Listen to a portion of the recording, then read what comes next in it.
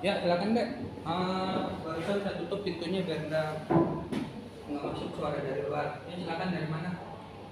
Sebelumnya perkenalkan Pak, nama saya Ranisa Binti Mubarok dari Universitas Pamulang Fakultas Kedokteran dan Ilmu Pendidikan jurusan Pendidikan Kewarganegaraan. Izin melakukan penelitian.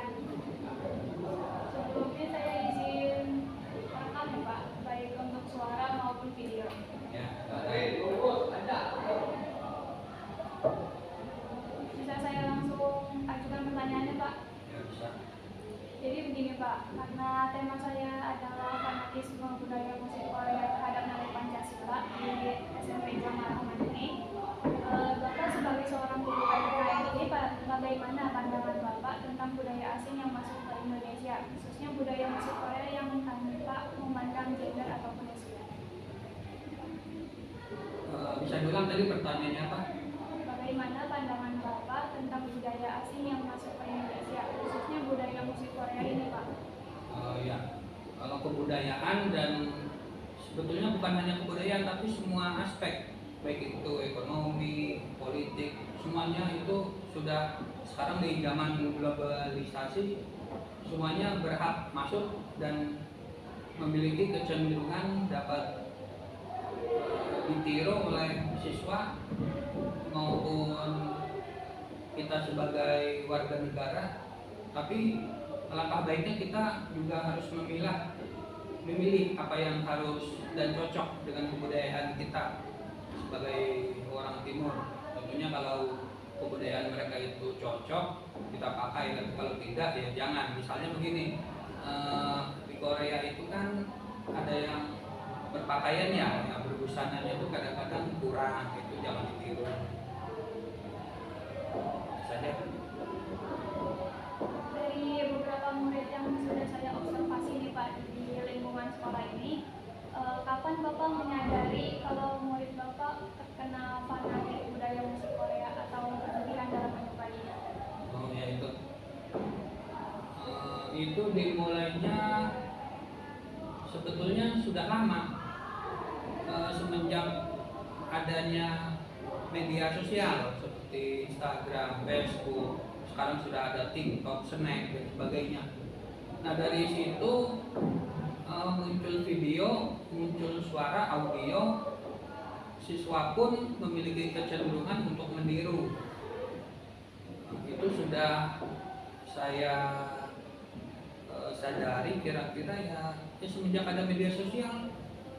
Tapi kalau untuk Korea sendiri kira-kira 4 tahun lah, jalan 4 tahun itu kebudayaan Korea sudah mulai masuk. Sebelumnya kan banyak sebelum Korea, misalnya ada India, terus lagi dari Malaysia kebudayaannya itu kadang-kadang kita logatnya itu ditiru, seperti guru itu sebutannya bukan guru, kalau di Malaysia itu cipu.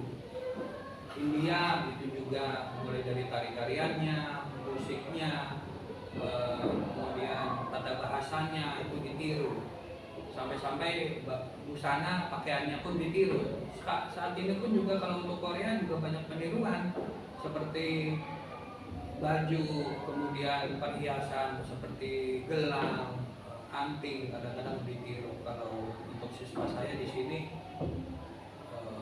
yang berlebihan saya larang, dan yang tidak sesuai juga dilarang untuk dipergunakan.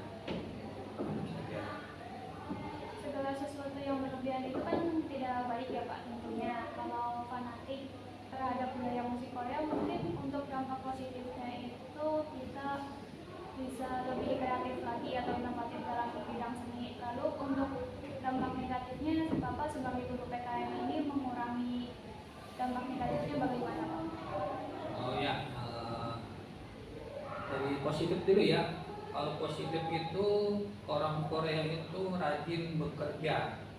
Kadang-kadang kalau kita kan beduk subuh itu kan kadang-kadang baru bangun.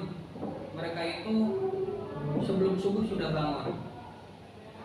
Siang bekerja, istirahat sebentar, sampai malam pun itu kadang-kadang bekerja. Bahkan sampai larut malam, sampai tengah malam pun orang Korea itu bekerja terus dan belajar terus.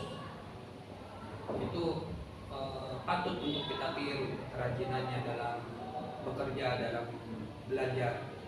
Tapi kalau untuk dampak negatifnya, cara menguranginya, ya, ini yang kita batasi dengan itu tadi, misalnya ada penggunaan gelang, terus rambut diwarnai, terus logat cara bicaranya itu kalau yang pantas mungkin saya biarkan karena itu sebagai masuknya budaya mereka ke kita, itu saya biarkan kalau bahasanya itu bagus.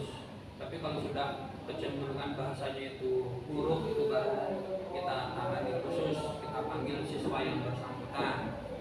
Kemudian kalau untuk ada lagi nih yang pakai kacamata, kadang-kadang artis Korea itu pakai kacamata, siswa meniru, itu kacamatanya warna-warni, itu kita ambil, kita tahan dulu, mau diapain ini kacamata, kita interogasi dulu siswanya apakah pantas untuk dikembalikan atau tidak dari kacamata, atau dari celana, dari rok, pantas tidak itu dikatasin itu roknya. Kadang-kadang mereka juga pakai celana, pakai busana itu kurang ke bawah. Kemudian rambut diwarnai, itu juga menjadi bahan pertimbangan. Selain itu cara menguranginya salah satunya adalah dengan kita membuat pekan atau membuat acara di lapangan, misalnya acara sholawatan, acara profil penguatan pelajar Pancasila yang dilakukan di lapangan, serempak kelas 7, 8, 9. Kita menguatkan karakter siswa dari situ dengan tata bicara, tata busananya, dan sebagainya yang bisa kita pertahankan selaku orang timur. Jadi tidak serta-merta kebudayaan mereka kita ambil 100% kan, tapi yang bagus-bagus saja yang kita ambil. Oleh karena itu kira-kira Pak, untuk jiwa fanatik yang benar-benar berlebih dan mengganggu baik di lingkungan sekolah atau sosial, alangkah baiknya benar-benar dihilangkan atau dikurangi aja gitu? Kalau fanatik nggak bisa ya. Seperti begini, kita beragama, kadang-kadang kita ngomong Masya Allah, Insya Allah, Astagfirullah, itu kan kata-kata yang baik, kata-kata thayyibah. Di dalam pendidikan Pancasila pun pasti ada kata-kata yang baik.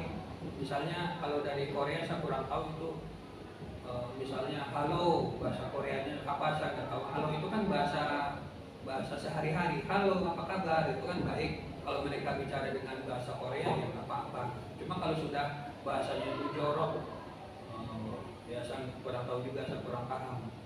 Kalau halo, terima kasih, apalagi itu selamat siang, selamat makan, didialekkan dalam bahasa Korea, ya nggak apa-apa lah.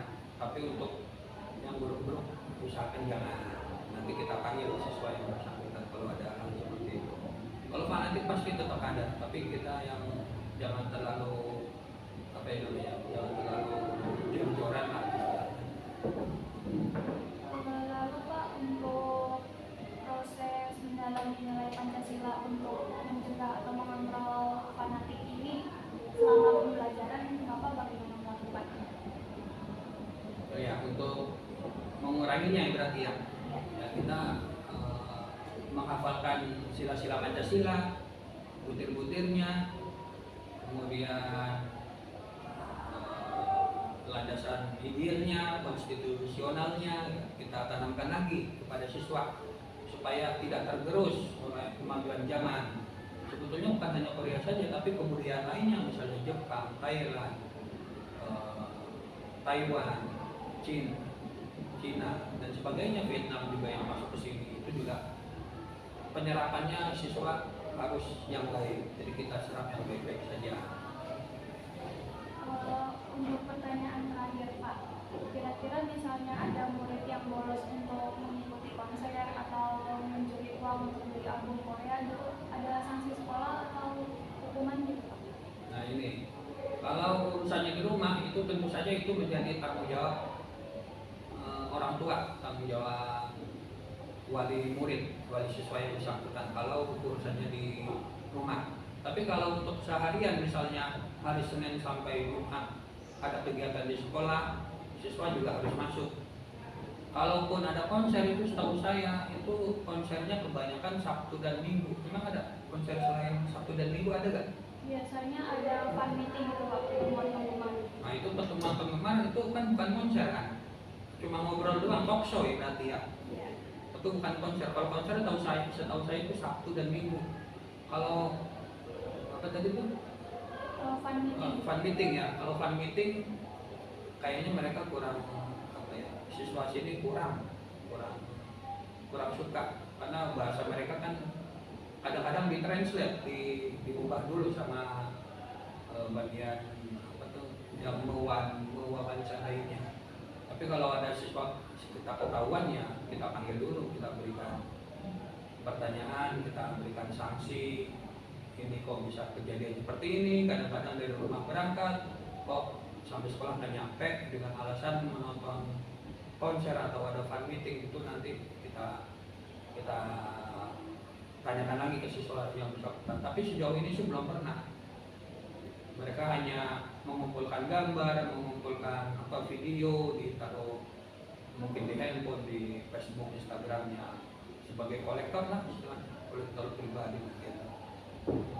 Kalau gitu baik Pak, terima kasih. Untuk berikutnya saya izin melakukan wawancara juga bersama beberapa murid yang sekiranya mempunyai jiwa fanatik ya Pak. Oke ya, nanti bisa diwawancara. Ruangannya di sini aja jangan di luar karena sedang ada perbaikan ini. Oke, ini pintunya bisa buka sedikit lagi, istirahat. Baik Pak, terima kasih. Saya tunggu ya Pak. Oh iya.